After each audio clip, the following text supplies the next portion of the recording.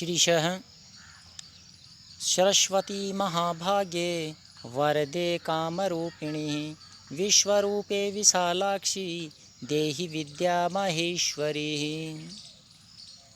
मैं रामकिशन शर्मा, वरिष्ठ अध्यापक Sanskrit Baisiwala government senior secondary school की डिजिटल क्लासेज में आप सभी का स्वागत करता हूं, अभिनंदन करता हूं।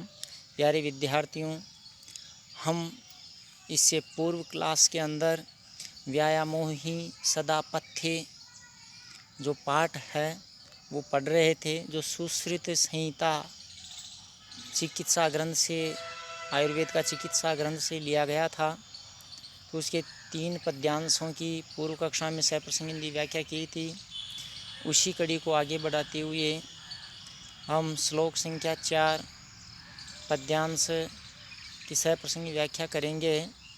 तो श्लोक है, न चास्ति सदृशं तेन किंचित् स्थौल्यापकर्षणं न च व्यायामिनं मृत्यं अर्दयन्ति अर्यो बलात्। कि इसका पदच्छेद देखिए, न च अस्ति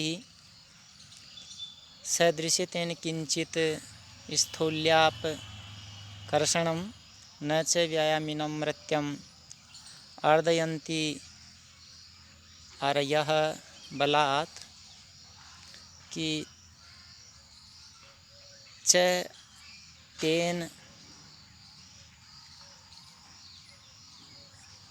इस व्यायाम के सदृशम समान, किंचित यानी कुछ भी, स्थूल्यापकर्षणम अर्थात मोटापे को अपकर्षणम कम करने का साधन न अस्ति नहीं है। अर्थात व्यायाम के समान कोई भी मोटापे को कम करने का साधन नहीं है। च और व्यायामिनम, व्यायाम करने वाले, मृत्यम मनुष्य, मृत्यम मनुष्य को, आर्य है अर्थात शत्रु, बलात् न अर्दयन्ति बलपूर्वक नहीं कुचल सकता। व्यायाम करने वाले मनुष्य को उसका शत्रु बलपूर्वक नहीं कुचल सकता, उसके ऊपर बलपूर्वक हावी नहीं हो सकता। ठीक है बेटा, इसकी एक बार और देखिए। अतः कहना चाह रहा है कि तेन च अर्थात तेन उसके द्वारा, किसके द्वारा, अर्थात व्यायाम के द्वारा।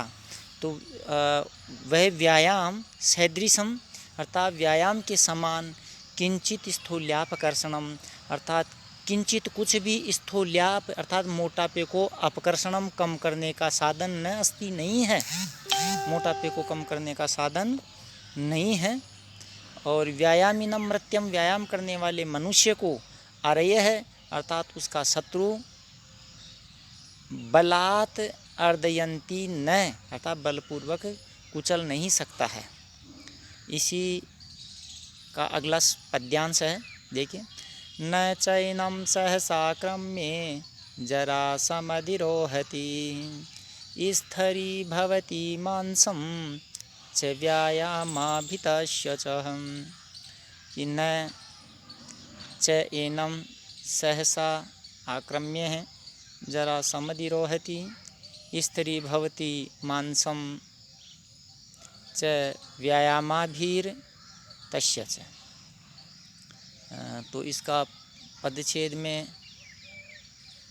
च प्लस एनम में वृद्धि संधि हो रही है, सहसा प्लस आक्रम्य में दीर्घ संधि हो रही है।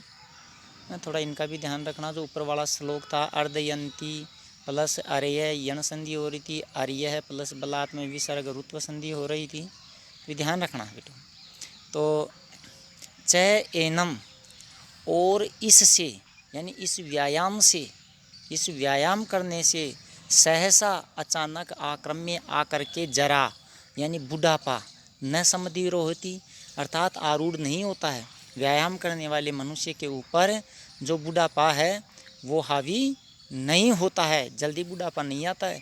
ऐसा नहीं कि बिल्कुल 15 साल में बाल वाइट हो गए, झुर्रियाँ पड़ गई, बिल्कुल आलस्य हो गया, ऐसी कोई बात नहीं है। तो और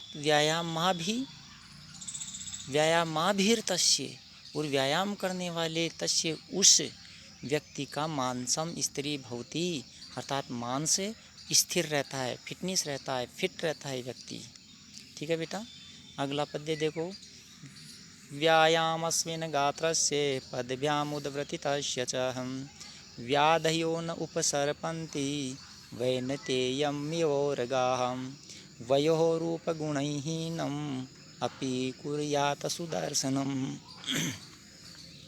कि व्यायाम अश्विन गात्रस्य, व्यायाम अर्थात कसरत करने से, अश्विन गात्रस्य अर्थात अश्विन का मतलब होता है पसीना, गात्र का मतलब होता है शरीर का अंग। तो व्यायाम करने से पसीने से युक्त शरीर वाला व्यक्ति या व्यायाम करने से पसीनों से लथपथ अंगों वाला व्यक्ति, और पदभ्याम उद्वृत्ति तस्य, पदभ्याम दोनों पैरों को, उद्वृत्ति तस्य ऊपर उठाया हुआ व्यक्ति, अर्थात जो दोनों पैरों को ऊपर उठा करके व्यायाम करता है, ऐसे व्यक्तियों के पास वेनतेयम इव उर्गा, वेनतेयम का मतलब होता है गरुड़ पक्षी और उर्गा का मतलब होता है सर्प। तो वेनतेयम इव उर्गा, गरुड़ पक्षी और सांप की तरह। जिस प्रकार गरुड़ पक्षी के पास सर्प नहीं आता, उसी तरह व्याधयः अर्थात जो व्याधि है, जो पीड़ा है, जो संकट है, जो बीमारी है, तो व्याधयः अर्थात जो बीमारियां हैं, उपसर्पन्ति न समीप में नहीं आती। व्यायाम करने वाले व्यक्ति के पास रोग पीड़ा अर्थात उसी प्रकार नहीं आते पास में, जिस प्रकार गरुड़ पक्षी के पास में सर्प नहीं आता। और व्यायाम करने वाला व्यक्ति वयः यानी उम्र, रूप यानी शारीरिक सौंदर्यता, गुणई और गुणों से, हीनम अपि हीन होने पर भी, सुदर्शनम कुर्यात बहुत सुंदर दिखाई देता है। तो ये व्यायाम करने के, प्रतिदिन व्यायाम करने के ये गुण हैं। तो हमेशा व्यक्ति को प्रतिदिन व्यायाम करते रहना चाहिए। आज ही क्लास में इतना ही बेटा। जय तु भारतम, जय तु संस्कृतम। जो भी समझ में नहीं आता है आप विद्यालय आकर के संपर्क कर सकते हैं, या मेरे जो पर्सनल नंबर है उन पे संपर्क कर सकते हैं। ओके, धन्यवाद बेटा।